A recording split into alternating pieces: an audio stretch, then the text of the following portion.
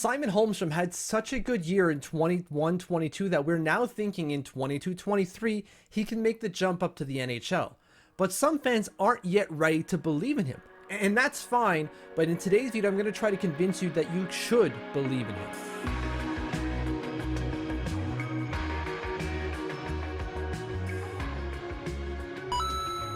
Hit that subscribe button, do not miss a video. Thank you to everyone who's already done it. Thank you to you if you're just about to do it.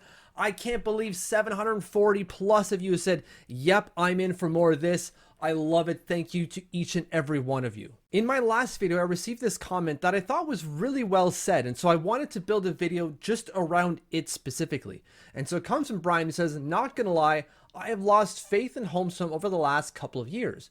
Do you have any thoughts on why Islanders fans should gain some confidence back in him after the past season in Bridgeport? Really well said, Brian, and there's no lies here. You're right to think that the first 2 years did not go well, and I have lost a lot of faith in him. So that's a 23rd overall pick at the 2019 draft that has yet to factor at the NHL level. It was a reach then, and it sure looks like a reach now. You see the next two guys drafted immediately after him doing very well at the AHL level and graduating up to the NHL level. Not breakout stars necessarily at the NHL level now that they're there, but they're playing, and they're playing relatively well at the NHL level. Simon Holmstrom has yet to do that.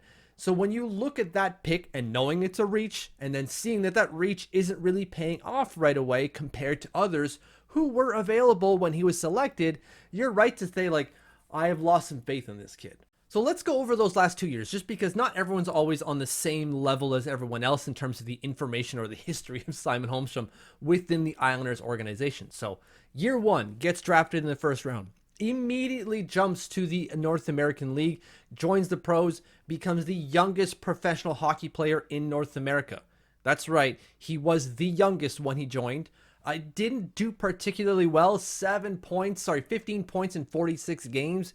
Not great, a 0.33 points per game rate. And whatever, he's young. The season gets cut short because of COVID, so they don't play a full season either. That's not ideal, but it's year one on what is an 18-year-old kid. Whatever, it's not that big of a deal. Year two, though, doesn't go a whole lot better, where he puts up 7 points in 24 games.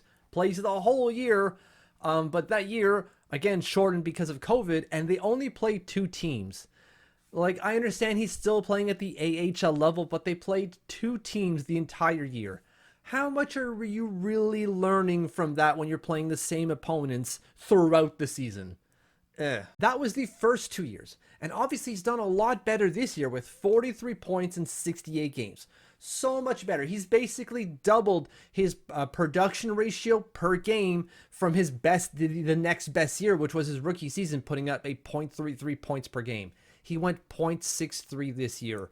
So the game clearly slowed down for Simon Holmstrom, and he clearly improved his game. If you look even past production, you can see that he's having a more direct impact on the game itself. And I'm not looking at film yet, I'm going to do that in a second, but looking at the stats, when you look at shot rates, he's not a shoot first player. He's very much in the mold of Josh Bailey, but that doesn't mean he doesn't still get pucks on net. You're not going to call this guy a sniper, but he knows that if we're going to put up points, I got to put the puck towards the net. And you can see that kind of mentality being instilled in him year over year. When you just look at the number of shots he's getting on net per game, you look at year 1, 0.02 or 1.02, sorry. So like barely over a shot per game. The year after that, 1.29. So a shot and a third per game about. The next year, so this past season, 1.57 shots on net per game. So he's trending to about 1 to 2 shots on net per game. Now again, this isn't a shoot first guy necessarily, but he still understands that he's got to get the puck towards the net. That is a clear thing that he has learned over the year that is making him a better, more impactful player. The one thing that the Islanders really liked about Simon Holmstrom, the standout factor really, if you will, for Simon Holmstrom as a prospect was his hockey IQ. He's a really smart player, thinks the game well, sees the game well. The problem in the first 2 years was that the league was just too fast for him. He wasn't able to think at that speed. He wasn't used to processing information that quickly. And so because he couldn't think at the speed of the game or process or make decisions as quickly as the game was happening, he wasn't having the impact that we thought he could. This year, that changed. The game slowed down for him. He was able to think at the speed or quicker than the game was being played, and that's why he was able to have a greater impact on said game.